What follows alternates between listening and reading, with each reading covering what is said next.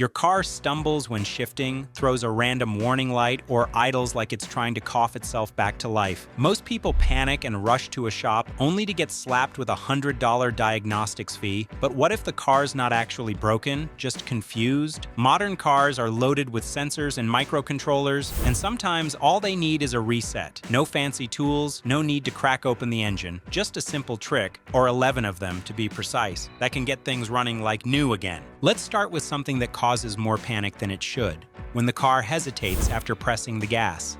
Sometimes it lurches forward. Other times it delays like it's second-guessing your intentions. That's often the throttle position sensor acting up. It happens after years of driving, dead battery moments, or carbon buildup. The sensor just forgets how far you're pressing the pedal. But the fix? Surprisingly simple. Stick the key in, turn it to the on position without starting. Slowly press the gas all the way down, hold it there a moment, then let go. Turn the key off, wait 10 seconds, then start the engine and let it sit. That's it. That simple move resets the sensor's understanding of your pedal's range. No more sluggish starts, just smooth, snappy throttle like the day the car rolled off the lot. Now, if that hesitation turns into rough idling or sudden drops in fuel economy, it's time to look at the air going in. The mass airflow sensor, sitting right after your air filter, tells the engine how much air it's working with. But after dust, oil vapor, and time, it gets grimy, and suddenly the fuel-air mix is way off. The result? Jerky acceleration, stalling at red lights, even a stubborn check engine light. Here's how to bring it back. First, disconnect the battery's negative terminal and let the car sit a bit. Then remove the sensor, usually held by 2 tiny screws. Spray it gently with MAF cleaner. Never touch the wires. Let it dry, reinstall it, hook the battery back up, and start the car. That's all. Letting it idle resets the air readings, and boom, smoother performance and better gas mileage without ever popping the hood at a shop. Still seeing a warning light? If the ABS light randomly pops on even though braking feels fine, it might not be a real problem. Sometimes it's just dirt on a wheel sensor. Other times it's low brake fluid or a voltage hiccup. Instead of assuming the worst, try this. Locate the ABS fuse, pop it out and let it sit for 15 minutes. Reinsert it, start the car, drive slowly. If it was a glitch, the light disappears. No tech needed, no scanner, just a fuse and a little patience. And here's the thing.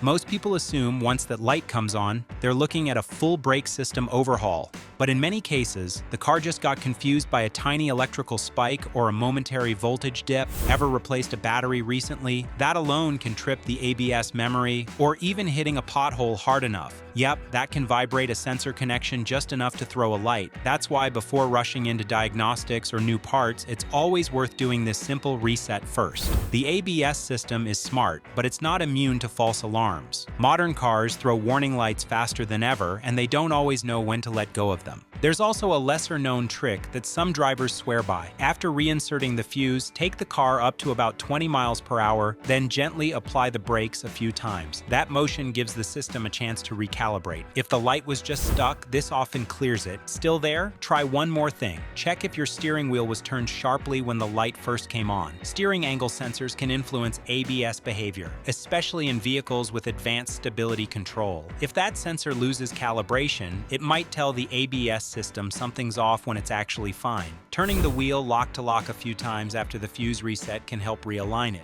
It's also good to take a look at your tire pressure. Uneven pressure can cause uneven wheel speeds, which in turn can confuse the ABS module into thinking there's slip when there isn't. Inflate all tires to the recommended PSI and try again. If you're still dealing with a persistent warning, get under the car and check for debris or rust near the wheel sensors. A clump of dirt, a spider web, or a rusty sensor ring can be all it takes to throw things off. A quick clean with a soft brush or cloth can sometimes fix what looks like a major issue. This kind of troubleshooting helps avoid unnecessary part replacements. Some shops may immediately recommend replacing the wheel speed sensors or even the ABS module without trying a reset. That's money wasted if the problem is something as small as a loose connection or residual code.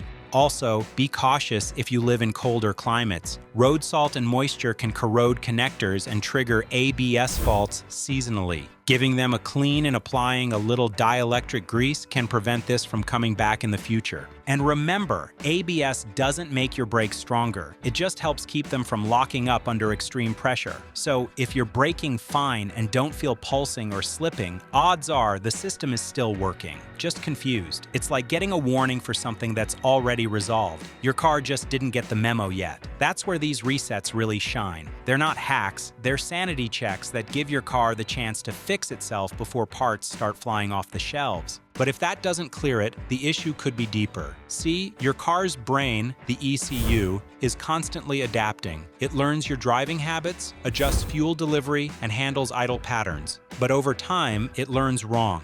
Bad fuel, weak batteries, even short trips can corrupt that memory. That's when performance tanks, mileage drops, or the transmission starts acting stubborn. A hard ECU reset clears the junk data.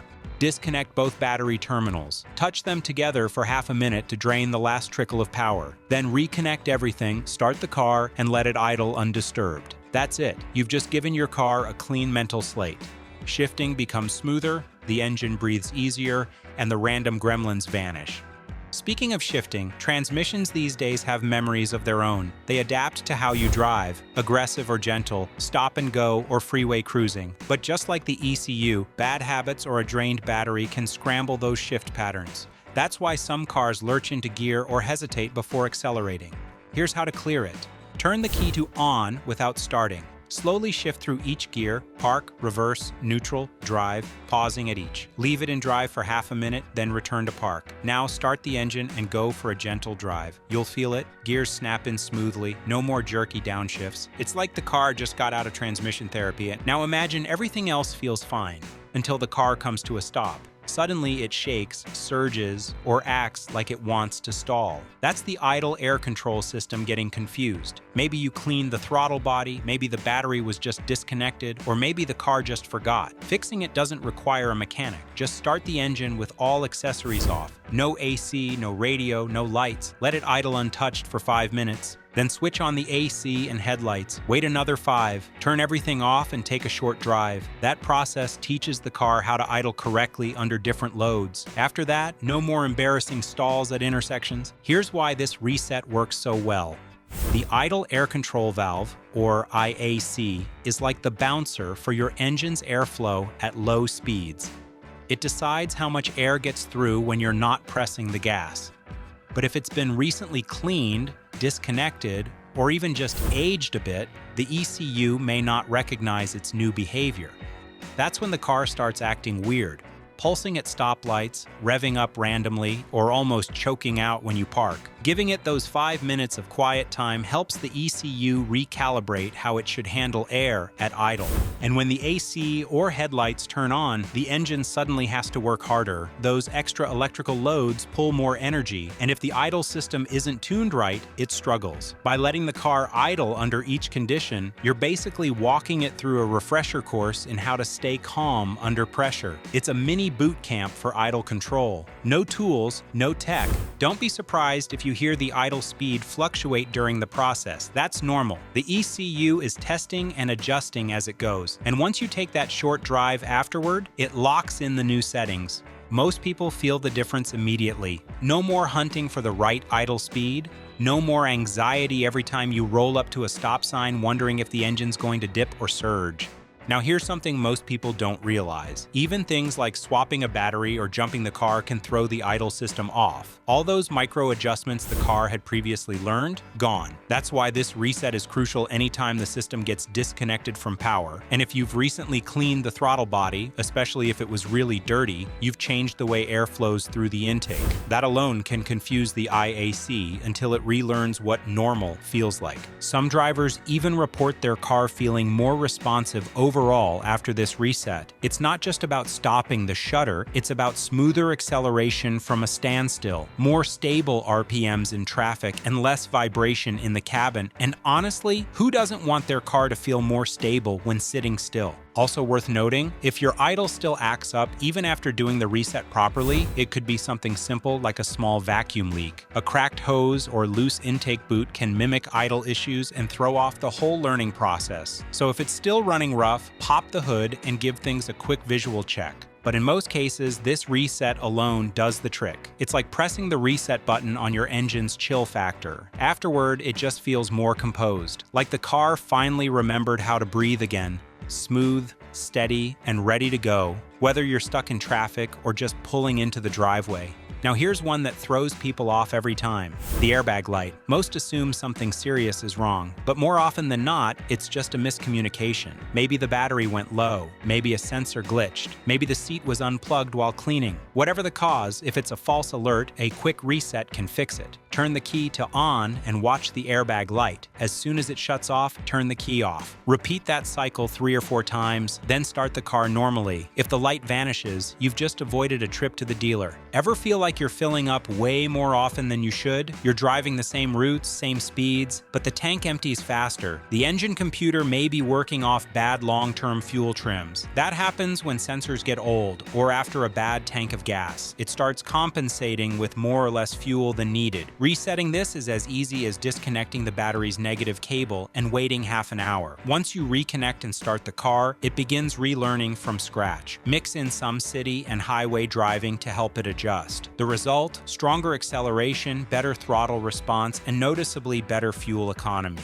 Alright, everything seems fine until turning becomes a workout. The steering wheel feels stiff, heavy, or just off-center. That's usually an issue with the electric power steering losing calibration. It happens after battery swaps or jump starts, and the fix is weirdly simple. Turn the ignition on, don't start the car. Slowly turn the wheel all the way left and hold for a few seconds, then all the way right and hold. Return to center, then start the engine. That gentle movement resets the power steering module. The wheel should feel light at low speeds and stable on the highway again. Now comes one of the most overlooked, the battery management system. You'd think putting in a fresh battery fixes everything, but modern cars need to be told a new one is in place. Otherwise, the system keeps treating it like the old weak battery and messes with charging and start-stop functions. Press and hold the brake pedal, then fully press the accelerator. Hold both down for 10 seconds with the ignition on. Release both, turn off the ignition, then start the car. That reset tells the system it's working with new power, and charging behavior returns to normal. Last but definitely not least, what happens when you turn the key and nothing? Maybe a blinking security light stares back, mocking your stress. Most assume a dead starter or key failure, but often it's the immobilizer losing sync. The key and car stop recognizing each other. To reset that handshake, insert the key and turn it to the on position. Wait until the security light stops flashing, about 10 minutes. Turn the key off, wait, then repeat the process 2 more times. On the final cycle, start the engine. If all goes well, the car roars back to life like nothing ever happened. And just like that, 11 reset tricks that fix most car issues for free. No scanner, no dealership, just a little know-how and a few minutes of your time. Mechanics might hate these resets, but your car and wallet will thank you. If any of these saved your car today, don't forget to hit that like button and subscribe for more smart fixes like these. Drop a comment below to share which one worked, and check out the next video for even more secrets mechanics don't want you to know.